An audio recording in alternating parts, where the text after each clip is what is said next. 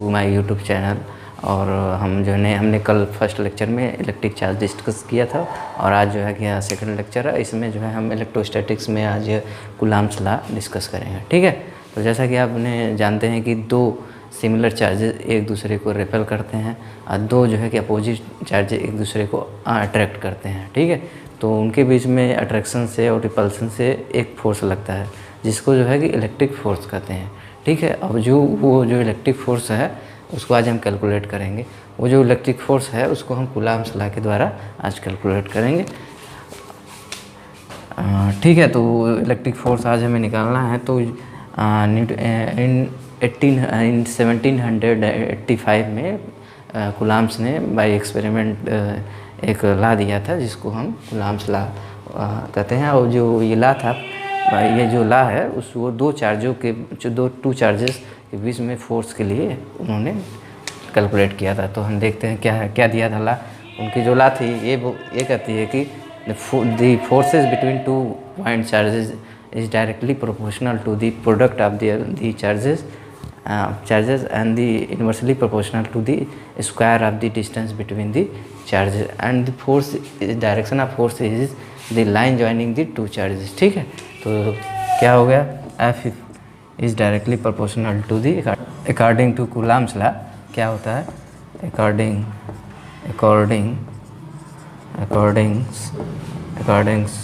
To Coulomb's law, F is directly proportional to the Q1 into Q2 over R squares, multiplication of the two charges and the square of the distance between the charges। ये जो है Newton, क्योंकि force का ऐसा ही unit Newton होता है। ठीक, अब हम जब इस प्रोपोर्शनलिटी कांस्टेंट को रिमूव करेंगे तो क्या होगा, हमें एक कांस्टेंट मिलेगा। तो F इज हो जाएगा equals to Q1 into Q2 over R square, newton को हम शॉर्ट में N.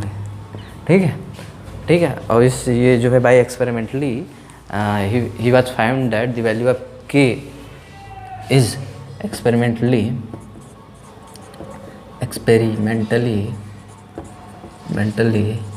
it was found that the value of K is K की क्या वैल्यू कैलकुलेट हुई experimentally, K equals to 9 into 10 की power 9 newton metre square, newton metre square over coulomb upon coulomb square, coulomb का square. ठीक है, ये हमें प्राप्त हुई थी। ठीक है, और वेयर नहीं ठीक है, ये कांस्टेंट निकल गया जिसके कारण जो है अब हम फोर्स को क्या लिख सकते हैं, F इक्वल्स टू लिखेंगे, पुट F की वैल्यू हम पुट कर देंगे इस एक्सप्रेशन में 1 में, तो क्या आ जाएगा, F इक्वल्स टू 9 इंटू 10 की पावर 9। ठीक है, and to Q1 Q2 over R square, ये न्यूटन में आ गया। ठीक है, अब अगर हम जो है कि दो जो चार्ज हैं Q1 एंड Q2, अगर इनको हम किसी वैक्यूम में अगर ये रखे हों, एयर या वैक्यूम में रखे हैं, तो हम K को ये भी लिख सकते हैं, K को हम इससे रिप्लेस कर दे रहे हैं, इसको रिप्लेस कर दिया जाए। ठीक है, तो हम ये K को ये यहाँ K की जगह हम ये वैल्यू रख देंगे, तो क्या हो जाएगा नया एक्सप्रेशन क्या हो जाएगा, यहाँ हम फिर से लिखें। ओके, इसे यहाँ मैं लिख दूँगा। देखिए क्या हो जाता है। अब अगर हम K की जगह 1/4 पाई एप्सिलॉन रखेंगे तो F बराबर हो जाएगा, क्या हो जाएगा, 1/4 pi epsilon not.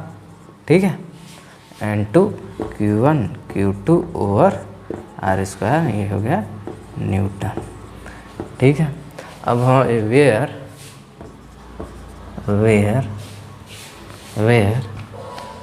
Epsilon nought is the permittivity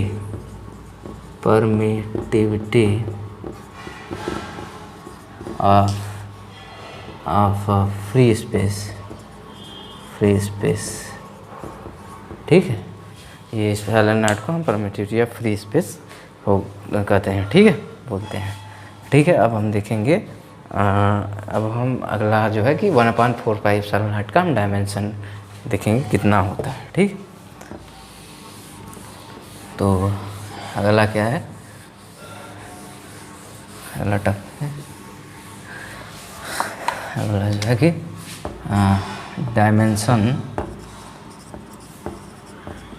dimension of 1/4 pi epsilon not.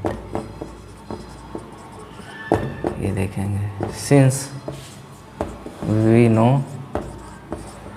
क्या आप जानते हैं, वी नो दैट f बराबर f equals to 1/4 pi epsilon nought into Q1 into Q2 over R square. First equation ले लेते हैं। अब इससे हमें 1/4 पाई नॉट का डायमेंशन देखना है, तो इसको हम क्या लिख सकते हैं, 1/4 पाई एप्सिलॉन को बाई 1 के द्वारा, ठीक है। 4 पाई एप्सिलॉन नॉट को f उधर ले गए हैं, इधर f f उधर गया है, इसको ये उधर ले गए, तो क्या हो गया f into R square over Q1 and Q2। अब हमें अगर इसका डायमेंशन ऑब्टेन करना है तो इन सभी का डायमेंशन पुट डाउन करेंगे तो हमें इसका डायमेंशन मिल जाएगा, फोर्स का, R का, Q1 का, Q2 का। तो आप जानते हैं 1/4 पाई एप्सिलॉन का डायमेंशन क्या हो जाएगा। फोर्स का क्या होता है डायमेंशन, फोर्स का डायमेंशन आप जानते हैं, अगर याद होगा आपको, ml/t की पावर -2, ठीक है। डिस्टेंस का क्या होता है, डिस्टेंस है, लेंथ है एक तरह से, तो l स्क्वायर हो जाएगा, ओके। और Q1 का चार्ज है, Q का होता है एम्पियर इंटू सेकेंड यूनिट होता है, तो इसका डायमेंशन हो जाएगा 80 इंटू 80। ये आपको ये भी लिख सकते हैं a²t² मल्टीप्लाई कर देंगे तो a² है t²। अब इसको कैलकुलेट कर लीजिए, डायमेंशन ऑफ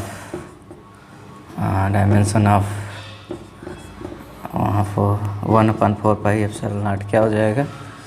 इसको जब हम वो करेंगे m l की पावर क्यूब t की पावर -4, ठीक है, t की पावर -4 a-2, ठीक है, m, ठीक है, l से मल्टीप्लाई होगा तो l³ t की पावर -2 है, इधर है, नीचे से t इंटू मल्टीप्लाई करके ऊपर आएंगे, t की पावर -4 हो जाएगा, a नीचे है, मल्टीप्लाई a² हो जाएगा, ऊपर आएगा तो a की पावर -2 है। m जो है किलोग्राम है, किलोग्राम में है, l जो है कि लेंथ है तो मीटर में होगा, t टाइम है तो सेकंड में है, e एम्पियर है, ठीक है, करंट कहीं में, ठीक है। अब इतना आ गया। अब हम क्या देखेंगे, अगला टॉपिक क्या है, value and unit of epsilon not. अब हम कैलकुलेट करेंगे, तो देखिए क्या होता है, ठीक है, इसको नोट डाउन कर लीजिएगा।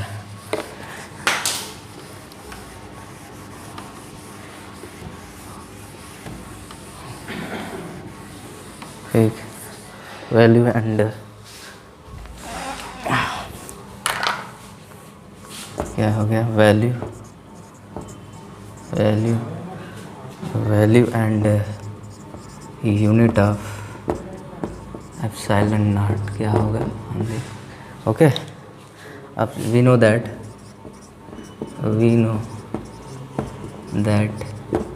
इसका हम जानते हैं, क्या जानते हैं आप, जैसे कि F बराबर जानते हैं, फोर्स जो निकाले हैं अभी 1/4 पाई एप्सिलॉन नॉट, ठीक है, 1/4 पाई नहीं 1/4 pi epsilon nought equals to, आप अभी ने कैलकुलेट, अभी जो एक बाई एक्सपेरिमेंटली आपने ये पाया था ना पीछे, न्यूटन मीटर स्क्वायर और कूलम स्क्वायर, एक्सपेरिमेंटली ये पाया गया था k की वैल्यू, जिसको हम 1/4 pi epsilon not put down कर दिए थे, ठीक है। अब हमें एप्सिलॉन निकालना है, एप्सिलॉन कितना होता है, तो इसके लिए हम ये एप्सिलॉन ये इधर ट्रांसफ़र कर दे रहे हैं, एप्सिलॉन को उधर ले जा रहे हैं, तो क्या हो जाएगा, एप्सिलॉन नॉट हो जाएगा, उसको इधर ले आए तो 1/4 पाई, ये जो इधर आएगा तो क्या हो जाएगा, इंटू 9 इंटू 10 की पावर 9। ठीक है, अब ये न्यूटन मीटर स्क्वायर वर्ग कूलाम, तो कूलाम ऊपर चला जाएगा तो कूलाम स्क्वायर हो जाएगा, न्यूटन मीटर स्क्वायर नीचे आ जाएगा, तो इसकी यूनिट ये हो जाएगी। ठीक है,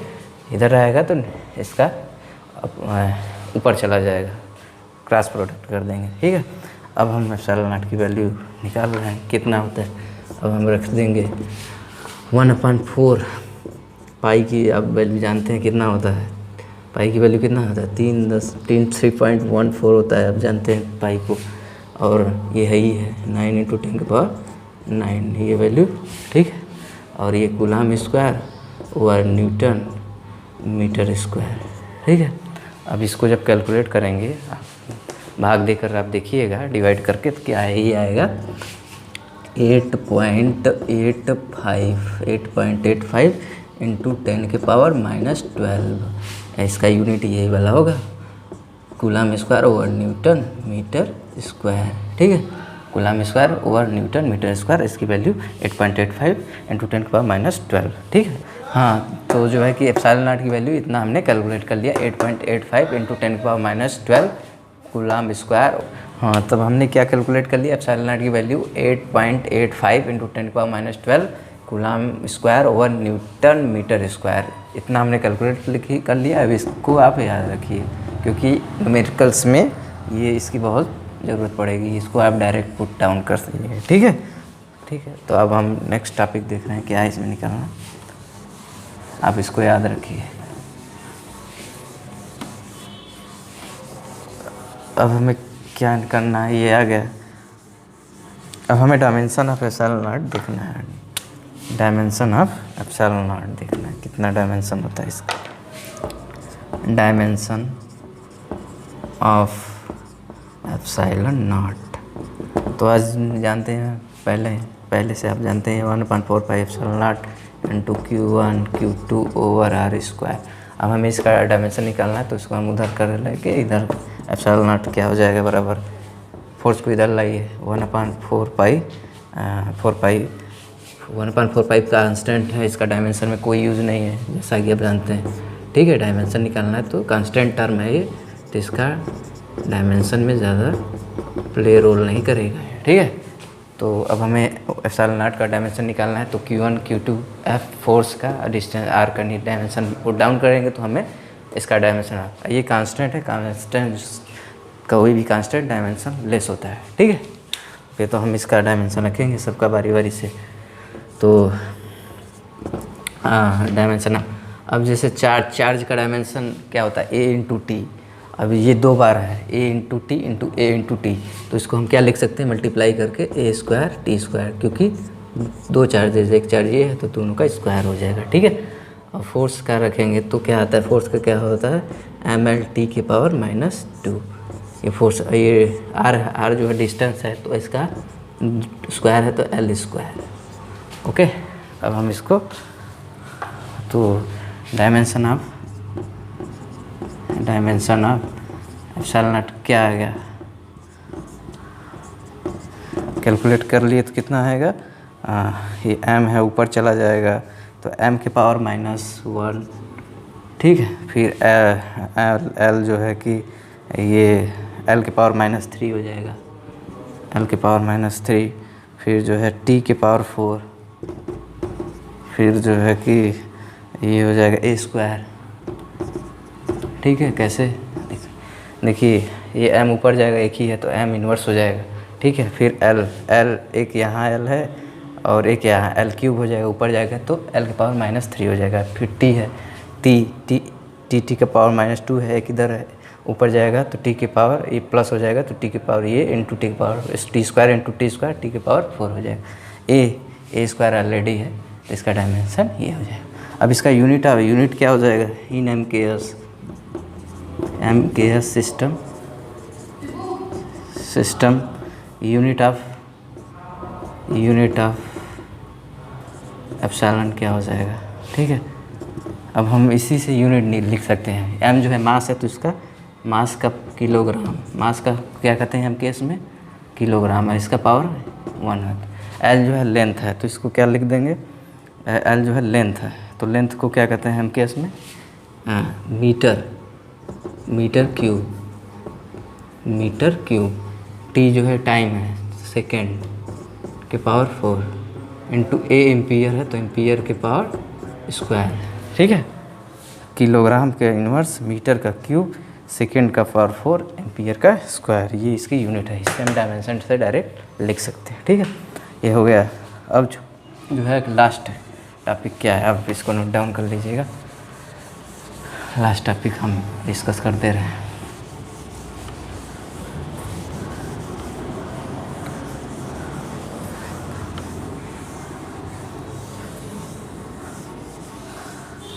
अब जैसे कि सराउंडिंग में मीडियम एयर या वैक्यूम ना होकर सम जो है इंसुलेटिंग मटेरियल या डाइलेक्ट्रिक हो, जैसे कि सराउंडिंग में एयर और वैक्यूम ना हो, जैसे कि डाइलेक्ट्रिक्स, इंसुलेटिंग मटेरियल, या डाइलेक्ट्रिक्स भी हो, तब क्या होगा। एग्जांपल जैसे ये क्या है, इंसुलेटिंग, जैसे ये ग्लास हो, मीडियम, या वैक्स हो, मोमबत्ती जिसे कहते हैं वैक्स, या जो है पेपर हो, पेपर ये कागज़, या आयल एक्सेट्रा,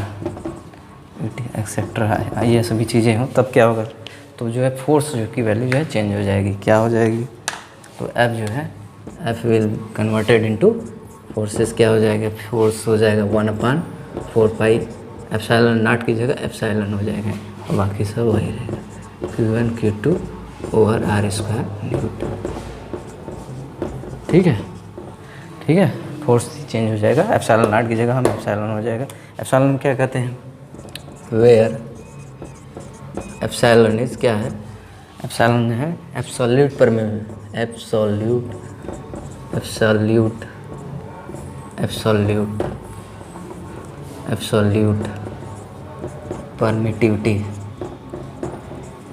परमिटिविटी हम इसे, ठीक है, या of the material medium, epsilon, इसको जो है एप्सिलॉन को absolute permittivity of material medium बोलते हैं। ठीक है, और फार जो है एयर को फार एयर के लिए एप्सिलॉन जो है एप्सिलॉन नॉट के बराबर, जैसे आप पहले देखते हैं जब एयर वैक्यूम था मीडियम तो एप्सिलॉन नॉट के बराबर था। ठीक है, इतना आप नोट डाउन कर लिए, फिर थोड़ा सा और इतना हम नोट डाउन, ओके।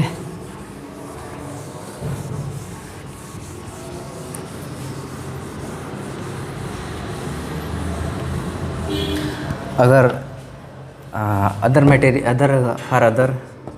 एयर के लिए एप्सिलॉन नॉट के बराबर था, फॉर अदर वही जो other material medium for other material epsilon जो है फॉर एयर या वैक्यूम के लिए एप्सिलॉन नॉट था, फॉर अदर, और अब इसके बजाय अगर अदर मटेरियल जैसे इंसुलेटिंग हमें डाइलेक्ट्रिक हमने डिस्कस किया था, अगर वो हो तो एप्सिलॉन जो है कि एप्सिलॉन नॉट हो जाएगा। आप इसको रिमेंबर रखिए, याद करिए, रखे रहिए। ठीक है, और जहाँ जो है कि वेयर के क्या है, के इज़ डाइलेक्ट्रिक कांस्टेंट, ठीक है। आर रिलेटिव परमिटिविटी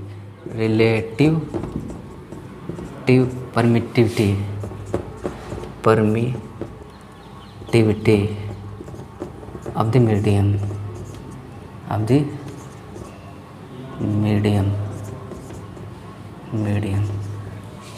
ठीक है। ये इसको ये बोलते हैं। ये जो के है कि डायमेंशन लेस होता है, इसका माने कोई डायमेंशन है, एक नंबर है, डायमेंशन लेस कांस्टेंट है, इसका कोई यूनिट नहीं होता है। ठीक है, क्योंकि ये इनका रेशियो है, तो इनका यूनिट से कट जाएगा तो एक नंबर में चेंज हो जाएगा। ठीक है, अब क्या है,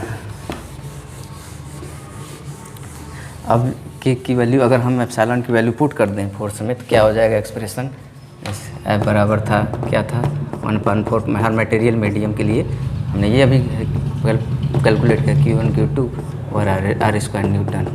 अगर हम एप्सिलॉन की वैल्यू पुट कर दें जो पीछे अभी एप्सिलॉन बराबर के एप्सिलॉन नॉट। अगर हम पुट डाउन कर दें तो क्या होगा, एफ बिकम्स हो जाएगा, ये रख देंगे तो 1/4 पाई एप्सिलॉन नॉट, ठीक है, epsilon nought into epsilon nought into k, ठीक है, into Q1 Q2 over R square newton, ठीक है। अब आप ये देख रहे हैं कि ये एक्सप्रेशन कहाँ से है। ये एक्सप्रेशन जो है कि इतना जो एक्सप्रेशन है ये फॉर एयर मीडियम के लिए था। अब पहले ही इसको जानते हैं, जब वैक्यूम था तो क्या हो गया, तो ये एफ प्राइम अगर हम बोल दें डाइलेक्ट्रिक वाले में फोर्स जितना है, तो एफ एयर के लिए जो था हम लोग इतना एक्सप्रेशन जो एफ एयर के लिए था, अब अपान के, तो इससे क्या प्रूफ हो रहा है,